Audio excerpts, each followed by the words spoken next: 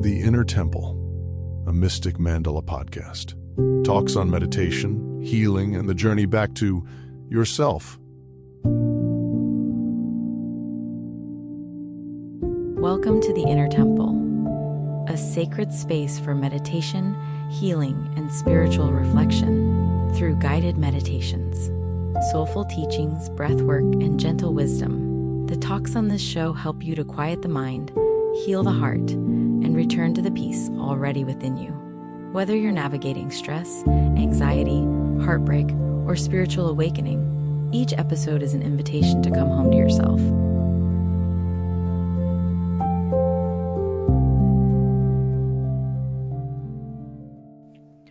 Welcome back, my friends, to another edition of the Inner Temple podcast. I'm Vijay, and today I want to speak about something that many people misunderstand. We have been taught that being hard on ourselves is a virtue.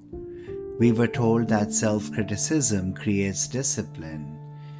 We are told that harshness builds character. We are told that if we stop judging ourselves, we will become too lazy, or weak, or unmotivated, or complacent. And because of this conditioning, many people have developed a strange relationship with themselves.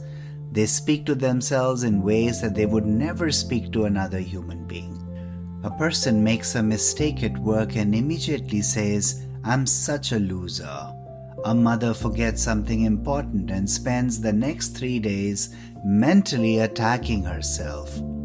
Someone gains 10 pounds and suddenly becomes both the prosecutor and the prisoner in their own courtroom. Someone goes through a breakup, and instead of healing from the pain, they begin creating a second layer of suffering by blaming themselves for every possible thing that went wrong.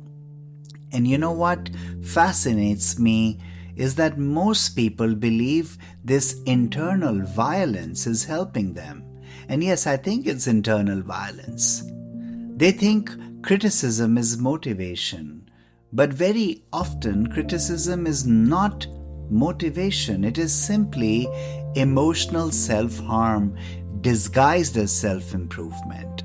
The greatest misunderstanding of modern culture is that strength comes from pressure. Yet, if you observe nature closely, you will notice something very different. A tree does not force itself to grow. A flower does not shame itself into blooming. A river does not criticize itself for taking curves on its journey to the ocean. Life unfolds through cooperation with its own nature, with your own self. Only human beings have somehow become convinced that healing occurs through internal warfare, and that belief is costing us dearly. And it is a wrong system. Many years ago, I met a businessman who attended one of my meditation programs. He was successful by every conventional measure. He owned multiple businesses, he drove luxury vehicles, he was respected in his community.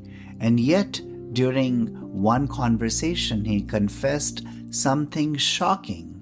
And he said to me, "Vijay, if people heard the way I talk to myself, they would think I was talking to my worst enemy." I asked him what he meant. And he laughed nervously and said, "The entire day I'm telling myself I should have done more, should have worked harder, should have made better decisions, should have been further along by now." And then he became quiet. And after a long silence, he said, "The strange thing is that none of it makes me stronger. It makes me feel exhausted." And that sentence stayed with me. Because exhaustion is often the hidden consequence of self-criticism. People believe they are driving themselves forward, but they are actually draining the very energy required to move. Imagine trying to run a marathon while carrying a backpack filled with rocks. And this is what constant self-judgment feels like. you may still move forward, but every step costs more than it should. The Bhagavad Gita offers profound wisdom here. Lord Krishna says, "Let a man lift himself by himself. Let him not degrade himself. For the self alone is the friend of the self, and the self alone is the enemy of the self." You can look this up. It's in chapter 6. And notice what Krishna does not say. He does not say defeat yourself. He does not say punish yourself. He does not say humiliate yourself into enlightenment. He says become your own friend. And that is a radically different spiritual instruction. Friendship contains honesty, but friendship also contains compassion. A true friend tells you the truth while still holding your dignity. Many people know how to tell themselves the truth. Very few know how to do it with kindness. Now, there is an old Zen story about a monk who struggled terribly during meditation, and every day his mind wandered. He became frustrated, and every day he left practice feeling defeated. And eventually he approached his teacher and said, "Master, I cannot stop my thoughts. I am failing at meditation." And the teacher smiled and asked, "When a puppy wanders away from its owner, how do you bring it back?" And the monk replied, "Well, you do so gently." The teacher nodded. "And yet every time your mind wanders, you beat that puppy." And the monk suddenly understood. For years he thought meditation meant controlling the mind. His master revealed that meditation was really about how he related to his mind. And many of us are beating that little tiny puppy. Every mistake becomes a whipping. Every imperfection becomes evidence of inadequacy. Every setback becomes another opportunity to attack ourselves. And then we wonder why anxiety and depression, why do we get burnt out, and what is all this emotional exhaustion, and why is it continuing to grow? A nervous system cannot heal while it's under constant attack from the person living inside it, and that's you. And now, before I continue, let me offer a little humor. A man goes to his therapist and says, "I have a terrible problem with self-criticism." And the therapist asks, "How bad is it?" The man replies, "Honestly, I'm probably the best person in the world at self-criticism." The therapist pauses and says, "Congratulations, you've found one thing you're proud of." And sometimes we become so identified with self-judgment that it becomes a part of our personality.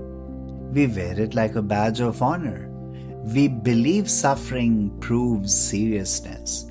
We believe kindness towards ourselves is somehow indulgent.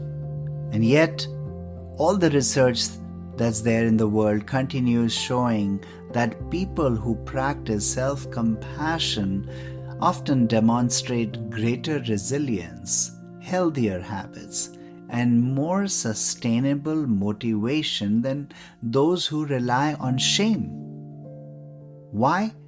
Because shame creates fear and compassion creates safety. And healing requires safety, my friends. Imagine a child learning to walk and the child falls. Would you scream at the child? Would you call the child a failure? Would you tell the child they are embarrassing themselves? Of course not. You would encourage them. You would smile. You would help them stand again. And yet, when we ourselves fall emotionally, spiritually, financially, or professionally, we often become cruel. We demand perfection from ourselves while offering understanding to everyone else. And that contradiction is worth examining, don't you think? I once heard a beautiful teaching from a meditation master. He said that many people are trying to grow flowers in a garden while poisoning the soil every day. The flowers represent peace. The soil represents the relationship you have with yourself. You cannot continually poison the soil and expect beautiful things to grow. The quality of your inner dialogue determines the quality of your inner life. There is another Zen story I deeply love. A student asked his master, "How do I know if I am making progress on the spiritual path?" And the master replied, "Before enlightenment, I hated myself whenever I made mistakes." The student waited. The master smiled. "After enlightenment, I still make mistakes." And the student looked very confused. And he asked, "What changed?" And the master answered, "Now I simply clean them up." Now there is a tremendous wisdom hidden in this response. Many people spend energy condemning mistakes, then correcting them. Self-criticism helps us emotionally get attached to failure, but compassion allows you to learn from it. One of the greatest shifts in my own meditation journey occurred when I realized awareness itself is gentle. Awareness does not attack, it just simply observes. It illuminates. Awareness reveals. The sun shines equally upon a temple and a garbage dump. Remember that. It does not judge either. And similarly, consciousness allows all experiences to arise without condemnation. When we become more conscious, we often become more compassionate, not because we have lowered our standards, but because we have understanding now. Understanding human nature more deeply, understanding ourselves more deeply. We see how wounds create behavior. We see now how fear creates defensiveness. We see how insecurity creates arrogance. We see how loneliness creates attachment. And eventually, we begin extending that same understanding towards ourselves. In the Tao, we have a beautiful reminder. Water is fluid, soft and yielding, but water will wear away rocks which are rigid and cannot yield. And think about that. The most powerful force in nature is not always the most aggressive. Water transforms mountains through persistence, not violence. It shapes landscapes through softness. Human beings often assume force equals strength. Taoism suggests that flexibility may be the greater power. Bend like the grass, you cannot break. And this is written by Sun Tzu in The Art of War. The same principle applies to emotional healing. Many people have spent years trying to force themselves into becoming better. Yet transformation often begins the moment they stop fighting themselves. Not to get too serious, once a meditation student proudly told his teacher, "Master, I've finally stopped criticizing everyone." And the teacher smiled and replied, "That's wonderful. Now stop criticizing yourself for the times you still criticized everyone." And spiritual growth has a funny way of exposing our hidden habits. We can turn anything into self-judgment, even your healing, even your meditation practice, even your compassion. I've met people who feel guilty because they aren't peaceful enough. Imagine that. They are judging themselves for not being sufficiently non-judgmental. The mind is incredibly creative. And one of the reasons meditation is so transformative is because it interrupts this cycle. When you sit quietly and observe your thoughts, you begin noticing how relentless the inner commentator can be. You see the endless stream of evaluations, too much and not enough and too late or too slow or too old, too young, too successful, too fat, too thin, not successful enough. The mind keeps producing verdicts. Meditation teaches you that the thoughts are just like weather patterns, not commandments. You don't need to obey every judgment that appears. You do not need to build a home inside every criticism. Don't stay there. You can simply notice, you observe, you allow, and you release. Over time, something remarkable will happen.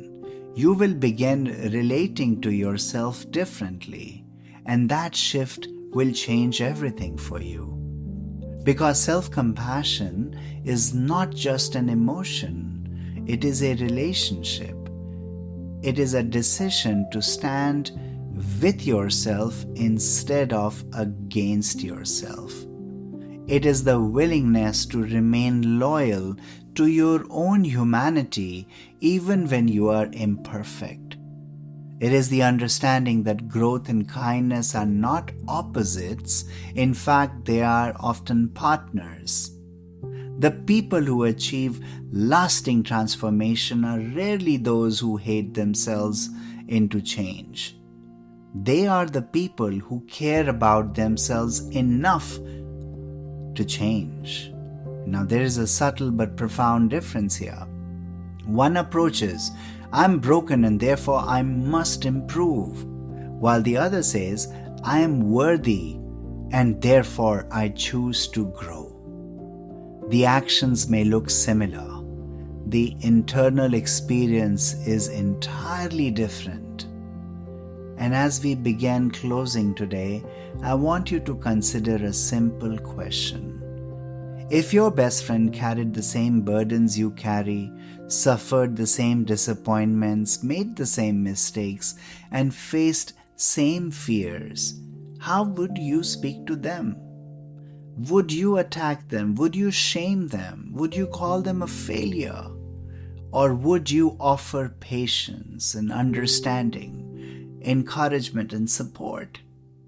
Now consider an even deeper question.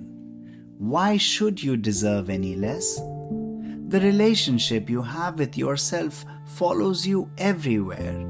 It enters every conversation you've had, every relationship, every business venture, every meditation session, every success, every failure. You can spend your life fighting yourself, or you can begin learning the art of standing beside yourself. One path creates exhaustion, the other creates a healing. One creates fear and the other creates resilience. One fractures your spirit and the other strengthens it. The world has spent centuries glorifying hardness, and perhaps the next evolution of human consciousness is discovering that true strength has never been hardness at all. Perhaps true strength is remaining open after disappointment, remaining compassionate after failure, remaining gentle in a world that constantly encourages aggression. Perhaps true strength is having the courage to become your own friend. And perhaps that friendship is the very medicine you've been searching for all along. Thank you for joining me today on the Inner Temple. And until next time, remember, you do not become whole by fighting yourself. You become whole by learning how to walk beside yourself with awareness, compassion, and grace.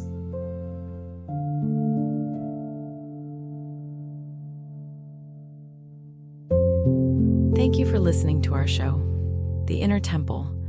If this episode brought you peace, clarity, or healing, share it with someone who may need it too. And until next time, breathe deeply, move gently, and remember, The sanctuary you seek is already within you. We are located in Plano, Texas. You can get more information about our meditation studio, festivals, and retreats at mysticmandala.org.